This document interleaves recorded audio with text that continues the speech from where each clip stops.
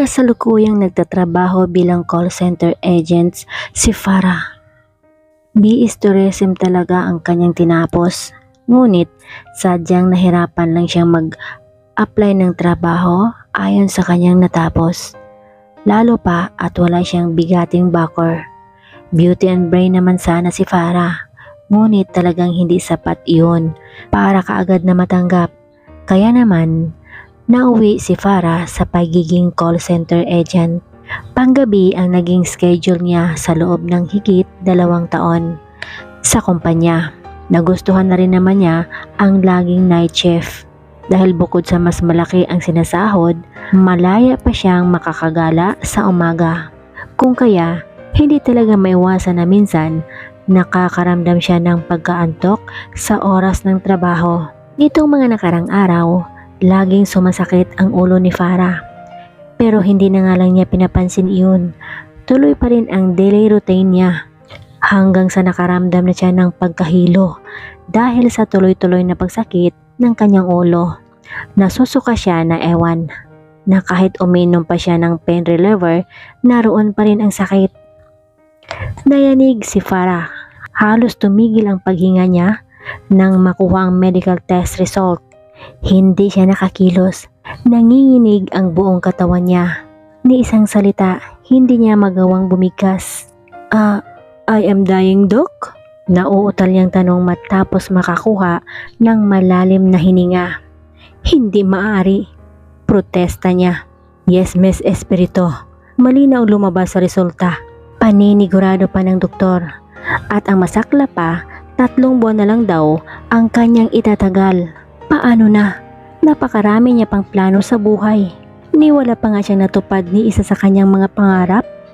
Nanikip ang dibdib ng dalaga. Ngunit wala namang luha na pumapatak. Namalayan niya na lang ang sarili na nasa loob na pala siya ng isang beer house, lumalaklak ng alak. Nagbabaka sakali na sana maibsan ang paninikip ng kanyang dibdib. Laking pasasalamat ni Farah at dinamayan siya ng best friend niyang si Isabela. Alam mo, Beshi, huwag kang mawala ng pag-asa. Kukuha tayo ng second opinion sa ibang doktor. Malay mo, may iba pang paraan para gumaling ka. Payo ni Isabela, baka sakali gagaan ang pakiramdam ng kaibigan. Ngunit tumanggi si Farah. Magaling daw na doktor si Dr. Ibanez. Popular ito. At kita naman na tumanda na ito sa pagiging mahusay na manggagamot. Hindi na nakipagdebate pa si Isabela. Hindi naman siya mananalo kay Farah, lalo na ngayon at napakabigat ng problemang dinadala nito. At isa pa, lasing na ito. Ngayong 3 buwan na lang ang itatagal niya sa mundo, nais ni Farah na gawin ang mga bagay na hindi niya pa nagawa. Tatapusin niyang lahat sa loob ng 3 buwan before siya mag-sign off. At uumpisahan niya na ngayon. Ngayon na mismo. Sumpa man, Besh. Ang pinakaunang lalaki na papasok sa pintong yan, siya ang maswerteng makakuha ng V-card ko. Tukoy ni Farah sa main entrance ng bar na kanilang kinaroroonan. Hala ka, Besh, sigurado ka ba? Paano kung matandang panot pala ang unang pumasok dyan? Alalang wika ni Isabela. O di ang swerte niya, be. Siya ang unang lalaking makalaway sa virgin kong katawan. Walang kabuhay-buhay na tugon ni Farah. Bakit pa ba siya manghinayang na ipamigay ang katawan niya sa kung sino man? Kung pagkatapos ng 3 buwan, uod lang din naman makinabang sa maganda at flawless niyang katawan. Mahabang detanya ni Farah. Napanganga na lang si Isabela. Kilala niya si Farah. Alam niya na sa pagkakataong iyon, hindi nagbibiro ang kanyang kaibigan. Lalo pa at naniwala ang dalaga sa kasabihan. Hindi raw makakapasok sa langit ang babaeng birhen. Dasal ni Isabela na sanay kahit hindi man lang kagwapohan, basta wag lang matandang panot na mukhang butete. Nagdoble na ang paningin ni Farah dahil sa kalasingan, pero ang mga mata niya ay nakatutok pa rin sa main entrance habang patuloy pa rin lumalaklak ng alak. Umiikot ang mga mata ni George Michael pagkapasok pa lang niya sa entrada ng beer house. Hinahanap niya kaagad ang nobyang si Natasha. Palagi kasing pumupunta sa lugar na ito ang nobya niya kasama ang mga barkada nito tuwing weekend. Ngunit ngayon lang nangyari na pinuntahan niyang kasintahan sa gitna ng kasayahan, lalo na sa ganitong klaseng lugar. Hindi kasi siya sanay na makialam sa lakad ng fiancé, lalo pa at kasama nito ang mga kabarkada. May tiwala naman siya kay Natasha. Isa pa, kanina pang hindi niya makontak ang nobya, kung kaya napilitan siyang kaagad na hanapin ito. Mahalaga kasi ang kanyang sasabihin, na tiyak ikatutuwa ng labis ni Natasha. Lilipad siya patungong China na palagi naman niyang destinasyon bilang isang piloto. At mamayang madaling araw na iyon, magtatagal kasi siya doon dahil sa bagong business na naman na itatayo niya sa China. Nais siyang magpaalam ng maayos kay Natasha. Mga 1 buwan o 2 buwan pa naman siyang mawawala ng bansa. Subalit, biglang naglaho ang pananabik niyang makausap ang fiancé.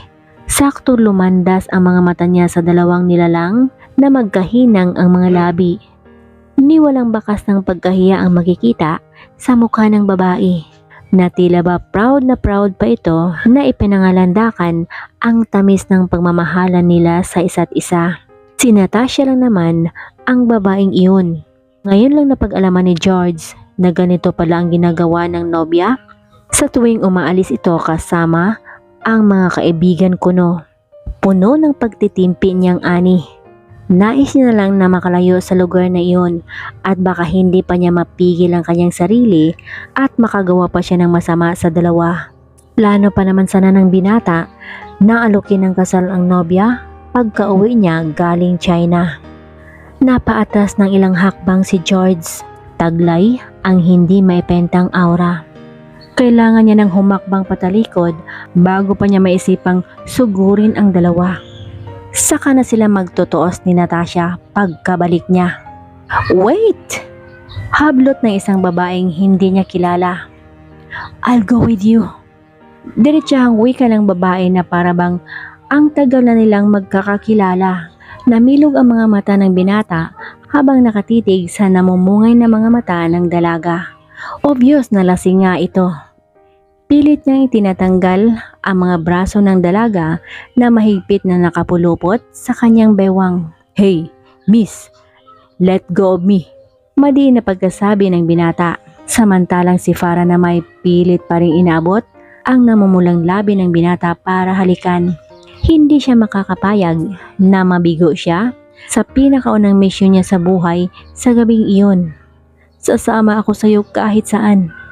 Handa ko ibigay sa iyo ang V-card ko. Promise, ngayong gabi lang. Wala kang pananagutan. I swear, hindi ako maghahabol. But please, give me an excellent performance na talagang hindi ko makakalimutan.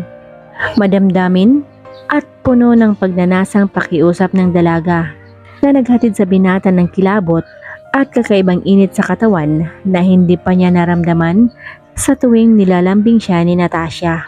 Siya si George Michael Gonzaga, 31 years old. Ahang pilot na nagmamay-ari ng mga travel agency na nagkalat sa iba't ibang bansa sa mundo. George ang nakasanayang itinatawag sa kanyang mga kakilala. Dinala ni George ang maganda at nakakaakit na dalaga sa kanyang tahanan. Sigurado ka ba sa pinapasok mo, miss? Talaga bang hindi mo pagsisihan ito? Paninigurado ni George bago pa niya pinag-isa ang nag-aalab nilang katawan. Dahil sa sobrang pananabik, nakalimutan tuloy ni George na gumamit ng proteksyon katulad ng palagi nilang ginagawa kapag si Natasha ang kasama. Sa sandaling iyon, saglit na nakalimutan ni George ang sakit na dulot ng pagtataksil ni Natasha. Tama ngang babae, maswerte siya at sa kanya ibinigay ng dalaga ang pinakainiingatan nitong V-card. Bagay na ipinagtataka ng binata at labis na gumugulo sa kanyang isipan. Ngunit wala naman siyang nakukuhang sagot mula sa babae at maski pangalan pa nito, ipinagdadamot na malaman niya. Hanggang sa nilamo na ng pagkaantok si George, dala na rin ng labis na pagod. Hindi kasi sila tumigil hanggang hindi naubos ang kanilang lakas. Sinadya ni Farah na huwag magpakilala. Inignore niya ang bawat tanong ng binata tungkol sa kanyang personal na pagkakilanlan. At the same time, ayaw rin naman niyang makilala ang binata. Para saan pa ba kung kilalanin nila ang isa't isa gayong hindi isang malilimutang karanasan lang naman ang nais niyang makuha mula sa isang estrangherong lalaki. Pasado 9:00 na ng umaga noong nagising si Farah at inasahan niya nang maiwan siyang mag-isa sa kama. Tanging pabango na lang ng binata ang naiwan sa loob ng kwarto at isang maliit na calling card na pagmamay-ari ng binata. George Michael Gonzaga pala ang pangalan ng binata. Nagpatuloy lang si Farah sa buhay na parang normal pa rin habang isa-isang tinutupad ang mga bagay na gusto niyang gawin bago pa siya mamatay. Samantalang si Isabela na may patuloy pa rin sa pagkumbinse sa kaibigan para magpa-second opinion. Ngunit si Farah tumanggi pa rin. Pati nga mga gamot niya, hindi niya na iniinom. Ano pa bang silbi? Hindi naman daw siya mapagaling nun. Hanggang sa isang gabi, sa oras ng trabaho nila, bigla na lang nahilo at nawalang malay si Farah. Sobrang nataranta si Isabela. Ito na nga ba ang sinasabi niya? Kinakabahang wika niya habang inaantay na magising ang may katigasang ulo niyang kaibigan. Tuwang-tuwa si Isabela nang sa wakas nagising na rin si Farah. Pinilit niyang ngumiti para itago ang pagkainis.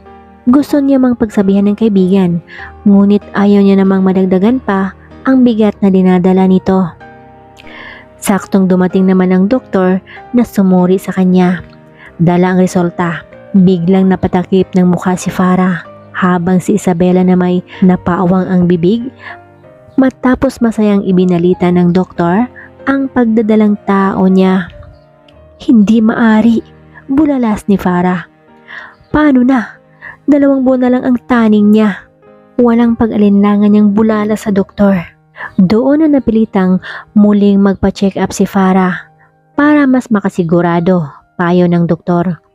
Few days later, nagulat na lang si Farah. Hindi niya mawari kung anong klaseng biro ang kanyang natamo. Wala siyang sakit, wala siyang taning, at dapat niyang ipagpasalamat iyon. Ngunit paano? Paano siya magdiwang kung panibagong pagsubok na naman ang kaharapin niya na alam niyang pagdudusahan niya habang buhay na mag-isa? Kung sa bagay, wala namang ibang masisisi, kundi siya lang. Ang pabigla-bigla niyang pasya ang nagdala sa kanya sa kapahamakan. Kaya naman ngayon, mag-isa niyang palakihin ang kanyang magiging anak. At nagpasya siyang umuwi sa kanyang nanay sa Batangas matapos niyang mapapanagot ang doktor na sumira sa kanyang buhay. Dalangin na lang ni Farah na sana maiintindihan siya ng kanyang ina. Alam niya magagalit ito sa umpisa, pero umasa siya na matatanggap din silang mag-ina ng kanyang nanay kalaunan. Gustuhin man ni Farah na ipaalam sa binata ang pagdadalang tao niya, ngunit dapat lang na paninindigan niya ang binatawan niyang salita. Subalit hindi na naman sumang-ayon si Isabela. May karapatan din naman na malaman ng lalaking nagngangalang George Michael ang pagdadalang tao niya, since ito naman ang ama. At sa pagkakataong iyon, natauhan na rin si Farah. Sinunod niya ang payo ng kaibigan. Alam naman niya kung saan makikita ang binata. Matapos makapag-ipon ng lakas ng loob, 2 linggo ang lumipas. Narito na rin sa wakas si Farah sa harap ng pamamahay ni George Michael Gonzaga. At syempre, kasama niya ang nag-iisa niyang best friend na si Isabela. Halos 2 buwan bago nakauwi si George Michael. Bukod kasi sa isa siyang piloto, isa rin siyang negosyante. Inaisikaso niya ang kabubukas lang na bago niyang travel agency branch sa China. Pati ang ibang mga branches na nakatalaga sa iba't ibang bansa, pinuntahan na rin ni George Michael. Bala kasi niyang tumigil na sa trabaho bilang piloto matapos silang ikasal ni Natasha, na ngayon ay malabo nang mangyari pa. Ngayong nakabalik na siya sa bansa, una niyang gagawin ay ang pagkikipaghiwalay sa manloloko niyang kasintahan. Subalit sadyang napakatigas lang talaga ng mukha ni Natasha. Ayaw makipaghiwalay. Madiin pa rin itong tumanggi kahit huli na sa akto. Lasing lang daw siya noon at hindi niya alam ang kanyang ginagawa. Kung kailan na nahuli na siya sa akto at kung kailan na hiniwalayan na siya ng binata, saka naman ito bumubuntot ngayon kay George na parang aso na lalo tuloy na ikinainis ng binata. Samantala, natamimi si Farah, hindi nakapagsalita. May fiancé na pala ang lalaki. Kaya naman, hindi niya na kailangan pang ipagpipilitan ang sarili. Kaya naman niyang palakihin ang kanyang anak.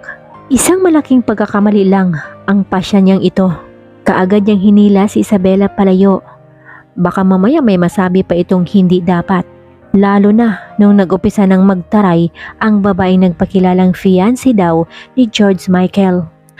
Samantalang abot tanaw ng binata ang dalawang babae mula sa labas ng gate, kausap si Natasha.